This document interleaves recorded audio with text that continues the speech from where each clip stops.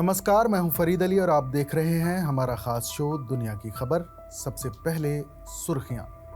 Israel का बड़ा दावा, कहा ईरानी एयर स्पेस पर हमारा कंट्रोल, 30% मिसाइल लॉन्चर्स किए तबाह। ईरान की फॉरेन मिनिस्ट्री पर भी हमला, अब तक 224 लोगों की मौत। इजराइल से टकराव के बीच ईरान में फंसे 1500 भारतीय स्टूडेंट्स आर्मेनिया के रास्ते लौटेंगे भारत। ईरान बोला, बॉर्डर खुले, विदेशी नागरिक जा सकते हैं।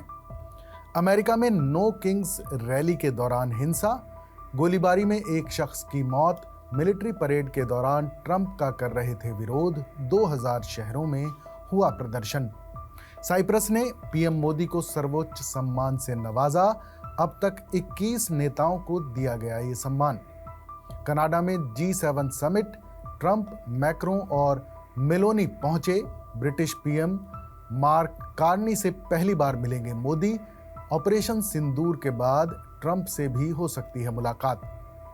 हांगकांग से दिल्ली आ रहा एयर इंडिया का विमान तकनीकी खराबी की वजह से वापस लौटा। रविवार को भी 2 एयरलाइंस की उड़ानें वापस लौटी थीं, तीनों ही बोइंग ड्रीम लाइनर जहाज। पहली बार किसी महिला को बनाया गया यूके की इंटेलिजेंस सर्विस की कमान का प्रमुख, दिसंबर में पद संभालेंगी ब्लेज मेट्रेविल। ईरान और इजराइल में शुरू हुई जंग की वजह से चीन और रूस टेंशन में है। खबर है कि चीन के प्रेसिडेंट शी जिनपिंग और रूसी राष्ट्रपति व्लादिमीर पुतिन दोनों को मिडिल ईस्ट में अपना अहम साझेदार खोने की चिंता सता रही है। दरअसल ईरान अगर इस युद्ध में मजबूत साबित हुआ तो निरंकुश हो जाएगा, और अगर कमजोर साबित हुआ तो रूस और चीन के साथ हुए उसके समझौते प्रभावित होंगे। दोनों ही सूरतों में चीन और रूस को डर है कि वो मिडिल ईस्ट में अपना अहम साझेदार खो सकते हैं। व्लादिमीर पुतिन और शी जिनपिंग ने मिडिल ईस्ट के हालातों पर गहरी चिंता जाहिर की है। दोनों ही नेता इस मामले में ईरान के साथ खड़े नजर आ रहे हैं। वो सार्वजनिक रूप से ये मान भी चुके हैं। खासतौर से दोनों नेताओं ने इजराइल के राइजिंग लायन ऑपरेशन पर नाराजगी जताई है, जिसमें इजराइल ने ईरान के परमाणु केंद्रों को निशाना बनाया था। हालांकि दोनों ही नेता नहीं चाहते कि ये संघर्ष ज्यादा दिन चले, क्योंकि इस युद्ध में ईरान हारे या जीते परेशानी पुतिन और जिनपिंग की ही बढ़ेगी। आइए समझते हैं कैसे। तो पहली चिंता तो इस बात को लेकर है कि मिडिल ईस्ट में अमेरिका के वर्चस्व को कौन चुनौती देगा। रूस और चीन की पहली चिंता यही है कि अगर ईरान कमजोर होता है तो मिडिल ईस्ट में अमेरिका अपना वर्चस्व और बढ़ाएगा। ईरान अगर कमजोर होगा तो दोनों देश अपना ऐसा अहम साझेदार खो देंगे जो इस इलाके में अकेले अमेरिका के वर्चस्व को चुनौती देता है। पुतिन सीरिया में असद शासन के अंत के साथ पहले ही एक साझेदार खो चुके हैं, जहां रूस की मजबूत सैन्य उपस्थिति हुआ करती थी।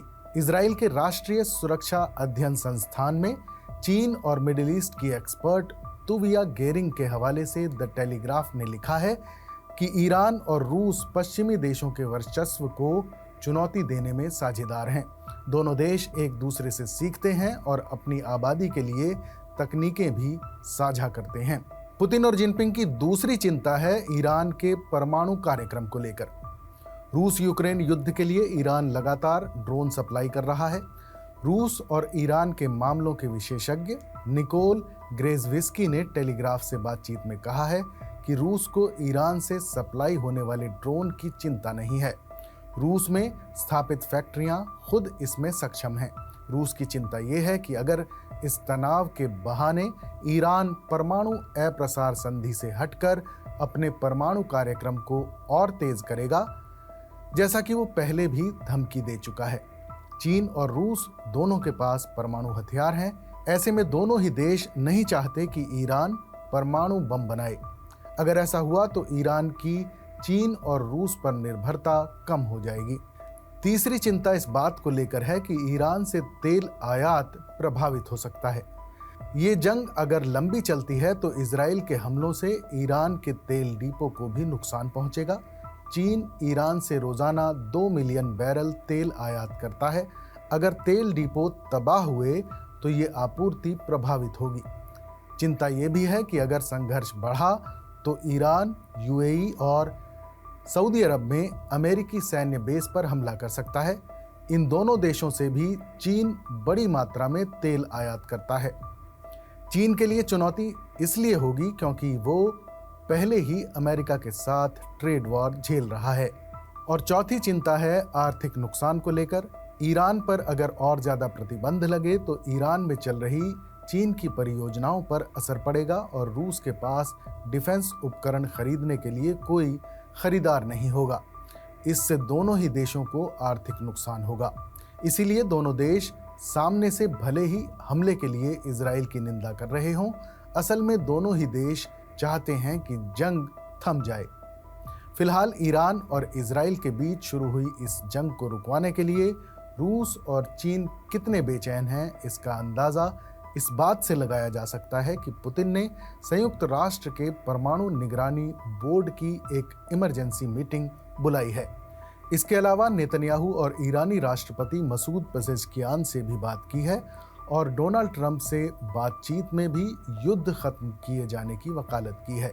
उधर चीन के राष्ट्रपति शी जिनपिंग ने कहा है कि इजराइल को रोका जाना चाहिए। विदेश मंत्री वांग यी ने भी अपने इजरायली और ईरानी समकक्षों से बातचीत की है। और अब बात इजराइल ईरान तनाव के चलते पाकिस्तान में शुरू हुई पेट्रोल की किल्लत की। इजराइल के अटैक से शुरू हुई ईरान इजराइल की जंग का असर पाकिस्तान में काफ़ी गहराई से महसूस हो रहा है। पाकिस्तान के बलूचिस्तान प्रांत में ईंधन की भारी किल्लत पैदा हो गई है क्योंकि बलूचिस्तान के कई इलाके ईरानी तेल पर निर्भर हैं। बलूचिस्तान ईरान और अफगानिस्तान की सीमा से सटा इलाका है। यहाँ के कई पेट्रोल पंप ईरान से तस्करी करके लाए गए सस्ते तेल और डीजल पर निर्भर थे। जैसे ही ईरान से तेल आना बंद हुआ, वैसे ही रविवार से पेट्रोल पंपों पर ताले लगने शुरू हो गए। सैकड़ों लोग ईंधन के लिए लाइन में लगे मगर उन्हें मायूस लौटना पड़ा। खबर यह भी है कि पाकिस्तान में ईंधन संकट के चलते वहां की सरकार को पेट्रोल और डीजल के दाम बढ़ाने पड़े हैं। डॉन की रिपोर्ट के मुताबिक पाकिस्तान की केंद्रीय सरकार ने पेट्रोल की कीमत में 4.8 रुपए और डीजल की कीमत में 7.95 रुपए प्रति लीटर की बढ़ोतरी कर दी है। इस रिपोर्ट के मुताबिक पाकिस्तान में हाई स्पीड डीजल यानी HSD जिसकी कीमत पहले 254.64 रुपए प्रति लीटर थी, अब बढ़कर 262.59 रुपए में बेचा जा रहा है। इसी तरह पेट्रोल जिसकी कीमत 253.63 रुपए प्रति लीटर थी, अब 258.43 रुपए प्रति लीटर मिलेगा।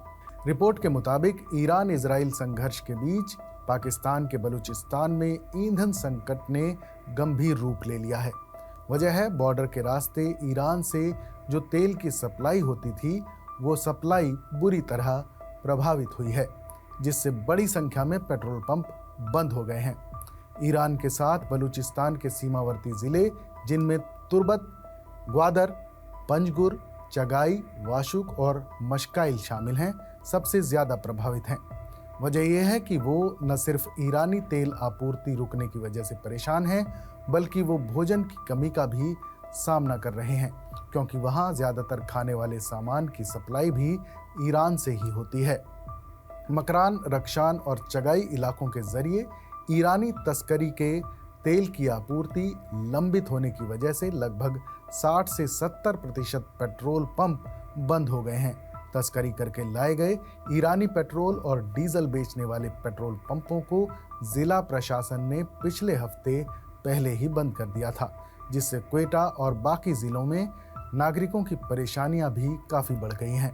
इतना ही नहीं, क्वेटा और बंदरगाह शहर के बीच अलग अलग बिंदुओं पर सड़क नाकेबंदी के चलते कराची से पेट्रोल सप्लाई भी प्रभावित हुई है। बलूचिस्तान प्रशासन ने सुरक्षा कारणों से ईरान से लगी सीमाओं को फिलहाल बंद कर दिया है। पंजगुर और ग्वादर जिलों के बॉर्डर सील कर दिए गए हैं, जिससे न सिर्फ तेल की सप्लाई रुकी है बल्कि खाने पीने की चीजों की भी कमी हो गई है। ग्वादर का गब्द कलातो बॉर्डर पॉइंट जो ईरानी तेल के व्यापार का अहम रास्ता था, उसे भी अनिश्चित काल के लिए बंद कर दिया गया है। तुर्बत, ग्वादर, पंजगुर, चगई, वाशुक और मशकल जैसे जिलों में हालात ज्यादा बिगड़े हुए हैं। यहाँ 60 से 70% पेट्रोल पंप बंद हो चुके हैं। इन इलाकों की जिंदगी काफी हद तक ईरानी तेल और खाद्य आपूर्ति पर निर्भर है। तेल संकट के बीच पाकिस्तान सरकार ने पेट्रोल और डीजल की कीमतों में भी बढ़ोतरी कर दी है, जिससे आम आदमी पर दोहरी मार पड़ी है। बलूचिस्तान सरकार के प्रवक्ता शाहिद रिंद ने हालात को लेकर सफाई दी है। उन्होंने कहा है कि क्वेटा जैसे बड़े शहरों में पेट्रोल पंप खुले हैं और ईंधन की कोई कमी नहीं है। उन्होंने दावा किया है कि जो लोग तस्करी के जरिए ईरानी तेल बेचते थे वही अब अफवाह फैला रहे हैं ताकि प्रतिबंध हटाया जा सके। रिंद ने कहा कि ईरानी तेल बेचने वाले लोग सुरक्षा के लिए खतरा हैं, इसलिए उन पर कार्रवाई की जा रही है। हमारे इस खास शो पर अपनी राय हमें जरूर बताइएगा। बाकी देश और दुनिया की तमाम बड़ी खबरों के लिए देखते रहिए TV9 डिजिटल।